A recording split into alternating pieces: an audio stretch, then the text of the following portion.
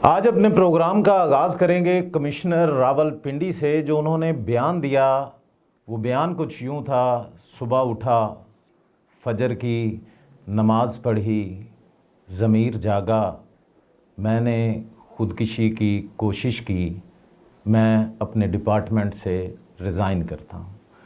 नाजरीन, आज इसी टॉपिक पे बात करेंगे अपने गेस्ट से। सीनियर जर्नलिस्ट हैं, तज़िया निगार हैं, मुश्ताक शाकिर। अस्सलामुअलैकुम जी, वालेकुम अस्सलाम वरहमतुल्लाह। जी जान सर। मुश्ताक शाकिर साहब, पहले तो मुझे ये बताइएगा, जो लियाकत अली चट्ठा रावलपिंडी के कमिश्नर हैं और उन्होंने एक बयान दिया है कि मैं सुबह उठा, फजर की नमाज पढ़ी, मेरा ज़मीर जागा, मैंने ख़ुदकुशी की कोशिश की और मैंने रिज़ाइन किया, क्या कहेंगे इस बारे में? जी राना साहब, बहुत शुक्रिया सर। ये एक हमारे मुल्क का एक बहुत बड़ा अलमिया है कि जो ब्यूरोक्रेट होते हैं ये इस किसी भी सीट पे होते हैं, जब कोई वक़ूआ हो जाता है तो वो खामोश रहते हैं। अच्छा, इनकी हिस्ट्री पे आपने लियाकत अली चट्ठा की बात की, तो इनका थोड़ा सा मैं आपको इनका सिनेरियो या लाजमी मेरे नाजरीन को लाजमी बताएं। ये तहसीलदार से प्रमोट है, मतलब तहसीलदार यानी कि जब ये तहसीलदार बने तो इनका ज़मीर तब नहीं जागा। सर तहसीलदार हुए, उसके ऊपर असिस्टेंट कमिश्नर होता है, वो नहीं, तहसील का मालिक होता है। हम एक कैटेगरी पे बात कर लेते हैं ना। जब ये तहसीलदार थे, जब ये मतलब इलाके के अंदर तहसीलदार थे, क्या इन्होंने गरीबों को रिलीफ दिया था? तहसीलदार जो है ना, ये देखिए, ये तो माजी की बात है।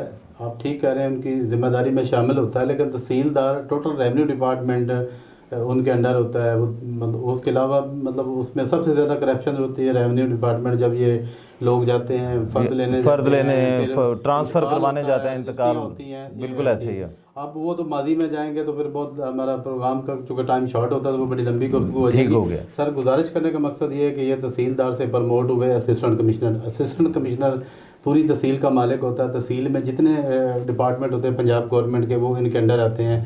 उसमें भी आपको पता है पाकिस्तान में जो होता है सारे मामला उसमें होते हैं। उसके बाद होता है sir deputy commissioner. Deputy commissioner एक ज़िले पे होता है। वो डिस्ट्रिक्ट में जितने पंजाब गवर्नमेंट के इदारे होते हैं, मतलब स्कूल है, हेल्थ डिपार्टमेंट है, रेवेन्यू डिपार्टमेंट है, बल्दिया है, उनको सारों ये इसके अंडर होते हैं, इनके मतलब डीसी के। बिल्कुल ऐसे ही मैं ये क्वेश्चन करना बाद आगे सर ये हो गया, प्रमोशन होगी जी, कमिश्नर बन गए जी। तो कमिश्नर जब बने तो उस असल जो ये मौजूदा सर इशू है उस पर हम बात कर लें तो वो मैं आपको यही कहना चाह रहा हूँ ना जी, कि जब ये कमिश्नर बन गए, कमिश्नर तो हो गए सर, तो इनका मेरे ख्याल में रिटायरमेंट का भी एक ही माह रह गया था। तो जो ये इलेक्शन के बारे में बात कर रहे थे कि जनाब इलेक्शन में धांधली हुई है और 70 हज़ार वोटों का फ़र्क है, इस बारे में बताइएगा मुझे। जी सर, वही कह रहा हूँ कि इनका ज़मीर तब तक तो सोया हुआ था जब ये धांधली हो रही थी, और इनके ज़ेर निगरानी, चूँकि इन्होंने इलेक्शन कमीशन को इन्वॉल्व किया है कि वो भी हैं, और हमारे मज़हब अदलिया का मतलब बड़ा पॉजिटिव किरदार है।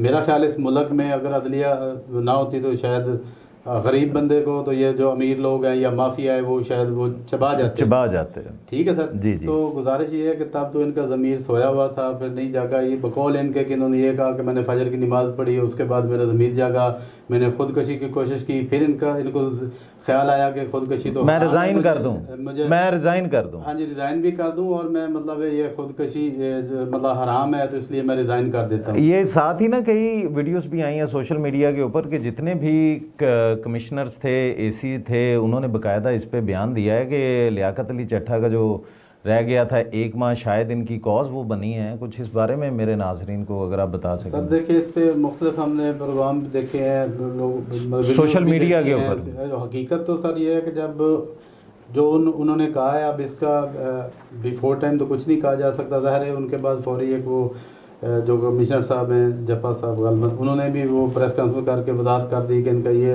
भी इनकी कोई डायरेक्ट इन्वॉल्वमेंट नहीं होती। तो मेरा तो सर आप चूँकि मेरे से सीनियर हैं, मेरा आपसे भी सवाल बनता है कि अगर कमिश्नर की इन्वॉल्वमेंट नहीं होती तो उसको इतना हाईलाइट क्यों किया जा रहा है? नंबर एक। दूसरे नंबर पे सर ये जो ज़मीर जागने वाली या सोने वाली बात है, तो अब तो वो अंडर इन्वेस्टिगेशन मतलब उसकी हो रही है, अंडर इन्वेस्टिगेशन है। तो जब ये असल हकीकत तो है कि वो जब दोबारा उनका कोई बयान आएगा तो फिर ही हमें हकीकत का पता चलेगा कि ये उन्होंने किसके कहने पे किया है, उसके पीछे क्या है। ये सर मैं सर इस पे ये बता सकते हैं। मैं यही बात करना चाहूँगा, जैसे आपने अभी क्वेश्चन किया है मेरे पे कि ये क्या रीज़न हो सकती है नाजरीन, तो मुझे तो ये नज़र आता है कि लियाकत अली चट्टा साहब एक पार्टी के मंशूर पे नज़र आए हैं कि उन्होंने सिर्फ एक पार्टी की बात की। अगर सोशल मीडिया प्लेटफॉर्म की बात कर लें तो इनकी पिक्चर्स आपको एक जो हमारी सियासी जमात है उनके कई अरकान हैं उनके साथ भी आपको नज़र आएंगी, मगर यकदम इस चीज़ का बयान दे देना कि अब इलेक्शन ख़त्म हो गए हैं, 2 दिन बाद ही इनका ज़मीर जागना था जब इनकी रिटायरमेंट के अंदर 1 माह रह गया। तो मैं लियाकत अली चट्टा साहब से, जो कमिश्नर पिंडी थे, उनसे सिर्फ इतना कहना चाहूँगा कि सर जब आप तहसीलदार थे तब आपका ज़मीर नहीं जागा, जब आप एसी बने पूरा शहर आपके कंट्रोल में था तो वहाँ पे कब्ज़ा माफिया भी था, वहाँ पे हॉस्पिटल के अंदर दवाइयाँ भी नहीं थीं। जो आपने ओथ लिए थे जब आप तहसीलदार थे कि मैं गरीबों के लिए मदद करूँगा, तब आपका ज़मीर नहीं जागा। आपका ज़मीर तब भी नहीं जागा जब बल्दिया के लोग भूख से मर रहे थे, उनको तनख्वाहें नहीं मिल रही थी, तब भी आपका ज़मीर नहीं जागा। जब कब्ज़ा माफिया बिल्डिंग्स बना रहा था तो इनक्रोचमेंट के हवाले से आपने उस पर बात नहीं की, तब भी आपका ज़मीर नहीं जागा। जब पाकिस्तान के अंदर किसानों के लिए खादें महंगी हो रही थी, तब भी आपका ज़मीर नहीं जागा। जब शुगर माफिया शुगर बेच रही थी, चीनी बेच रही थी महंगे दामों में, आपका ज़मीर तब भी नहीं जागा। जब आटा माफिया आटे को महंगा कर रहा था तो मेरे ख्याल में आपका ज़मीर तब भी नहीं जागा। तो लियाकत अली चट्टा साहब, जब आपने पूरी ज़िंदगी अपने बच्चों को अच्छी एजुकेशन दे दी, अपने लिए घर बना लिए, अपने लिए प्लॉट्स ले लिए, अपने लिए अपनी जायदादें कायम कर लीं, आपको तब ख्याल नहीं आया कि मैं ख़ुदकुशी कर लूँ, मेरा ज़मीर नहीं जागा। और वाकई आपका ज़मीर तब नहीं जागा। आपका ज़मीर जागा, कब जागा? जब आपकी रिटायरमेंट में 1 माह रह गया। आपने भी वही काम किया जो पाकिस्तान के ख़िलाफ़ है, पाकिस्तान के इदारों के ख़िलाफ़ है, पाकिस्तानी अवाम के ख़िलाफ़ है। मुझे आप बताएं, जिन बच्चों का ये विजन है कि वो बड़े होकर तहसीलदार बनेंगे, जिन बच्चों का ये विजन है कि वो बड़े होकर एसी बनेंगे, उनको आपने क्या तरबियत दी? आपने 20 से 22 साल आपने एक अदारे को दिए। जब आपकी रिटायरमेंट का वक्त आया, आपने 1 माह पहले एक बयान दे दिया कि इलेक्शन के अंदर धांधली हुई। तो मैं आपसे पूछता हूं, जब आप उन वोटों को करप्शन कर रहे थे, उन वोटों के अंदर के दूसरी पार्टी को लगवा रहे थे या पहली पार्टी को लगवा रहे थे, तब आपका ज़मीर क्यों नहीं जागा? आप 3 दिन के बाद आए, आपने एक डिपार्टमेंट के बारे में गुफ्तगू कर दी। सर, मैं आपसे भी कहूँगा, एज अ पाकिस्तानी होने के नाते मैं आपसे ये कहूँगा, लियाकत अली चट्टा साहब, हम पाकिस्तानी हैं, ये अदारे हमारा फ़ख्र है, ये अदारे अच्छे होते हैं, इनमें काम करने वाले अफसरान अपनी ड्यूटीज़ देते हैं, मगर आपके इस बयानियों को पाकिस्तानी अवाम रद्द करती है। अगर आपने करप्शन ही दिखानी थी कि वोटों के अंदर धांधली हुई, तो पार्टी दूसरी पार्टीज़ की भी दिखाते। आप एक पार्टी के मंशूर के ऊपर चलते रहे हैं, एक पार्टी के ऊपर।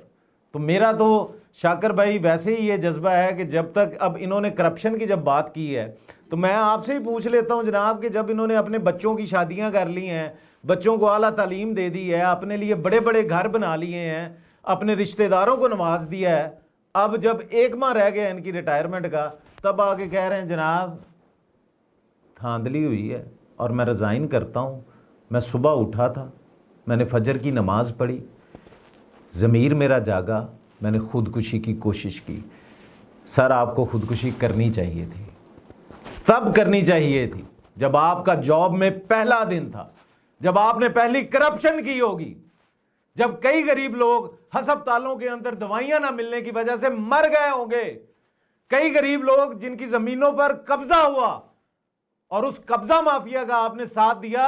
आपका ज़मीर और आपको ख़ुदकुशी तब करनी चाहिए थी, आपको ख़ुदकुशी तब करनी चाहिए थी जब हमारे स्कूलों को, सरकारी स्कूलों में जो बच्चों के मामलात हैं, जो उनको मुश्किलात पेश आती हैं, किताबें नहीं होती, टीचर नहीं होती, आपको ख़ुदकुशी करनी चाहिए थी, तब ख़ुदकुशी करनी चाहिए थी। आपको खुदकुशी तब करनी चाहिए थी सर जब गरीब आदमी बाजार से चीजें लेने जाता था, चीनी लेने जाता था, फ्लोर मिल का आटा लेने जाता था, तब आपको कोशिश करनी चाहिए थी खुदकुशी की, मगर तब आपने खुदकुशी नहीं की। क्यों नहीं की आपने? आपका ज़मीर क्यों नहीं जागा? जब आपने नमाज पढ़ ली, फजर की, फिर जाग गया, फिर खुदकुशी की कोशिश कर ली, फिर आपने बता दिया कि जनाब धांधली हुई है।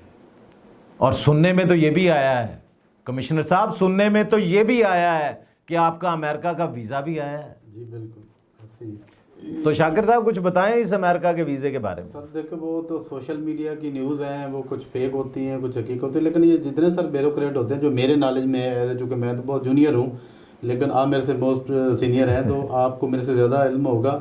जितने भी ब्यूरोक्रेट हैं ना सर, ये इनके जायदादें भी बाहर होती हैं, बच्चे भी बाहर पढ़ते हैं, और इनके लिए तो ये जो वीज़े की बात कर रहे हैं ये नॉर्मल सी बात है, नंबर 1। सर दूसरा ये भी सुना जा रहा है कि मलक रियाज के साथ इनकी कोई हाउसिंग सोसाइटियाँ जो हैं उनमें भी इनकी कोई शेयरिंग है, और काफ़ी सारे मामला हैं। लेकिन ये अब वो पहले वाली बात है कि सर इससे ये है सारी सोशल मीडिया की न्यूज़। अब इसमें हकीकत क्या है ये तो लियाकत चट्टा साहब भी बता सकते हैं, या जो हमारे मुल्क के जो ये इदारे हैं वही ज़्यादा इस पर क्लियर कर सकते हैं कि इसमें हकीकत क्या है। नाजरीन आखिर में मैं सिर्फ ये कहूँगा कि लियाकत अली चट्टा साहब ने एक सरकारी अदारे को इतना बदनाम किया है सिर्फ एक चीज़ पे। पहले अपने गिरेबान में देखना चाहिए था इन्हें, गिरेबान के अंदर झांक के देखते ही कि इनकी पूरी ज़िंदगी किस तरह गुजरी है। क्या इन्होंने सारा गुजारा अपनी तनख्वाह पे किया है कि गरीबों का खून चूसा है? नाजरीन कहाँ जाएं गरीब आदमी जब सब कुछ 100 चूहे भी खा लिए, फिर हज को भी चले हैं और ईमानदार हो के चले हैं। तो नाजरीन आप बताएं क्या सोशल मीडिया के ऊपर ये खबरें बेबुनियाद हैं? आपने एक अदारे को बदनाम किया है। कुछ ना कुछ तो हकीकत होती रहना सर। इन्होंने सर लियाकत अली चट्टा साहब से यही कहूँगा सर, वो गरीब लोग जो आपकी पहले दिन से आपके साथ थे और तवक्को कर रहे थे कि आप इंसाफ करेंगे, आपने इंसाफ किया सर, आपका ज़मीर भी जाग गया। मगर उन लोगों के साथ जो 22 साल आपने अपनी अदारे को दिए हैं, वो 22 साल में आपने किन किन गरीबों पे जुल्म किए हैं सर, ये ज़रूर देखिएगा और ये ज़रूर सोचिएगा कि आपने एक अदारे को, पाकिस्तान के उस अदारे को जो इंसाफ के लिए खड़ा है, जो गरीबों की फलाह व बहबूद के लिए खड़ा है, जो पाकिस्तान की आवाम की आज़ादी के लिए खड़ा है, उसको सिर्फ आपने अपने लिए इस्तेमाल किया। और आपने आखिर में जो बयान दिए वो अवाम उन बयान को, उस बयान को हज़म कर नहीं पा रही। तो नाजरीन किसी शायर ने क्या खूब कहा है, ज़िंदगी तुझको अगर वजद में लाऊं वापस, खाक पे कूज़ा रखूं चाक बनाऊं वापस, था तेरा हुक्म सो जन्नत से ज़मी पे आया, हो गया ख़त्म तमाशा तो मैं जाऊं वापस। नाजरीन ब्रेक के बाद आप गुफ्तगू करेंगे एक सीनियर जर्नलिस्ट के हवाले से, तो यहाँ पे लेंगे एक छोटा सा ब्रेक।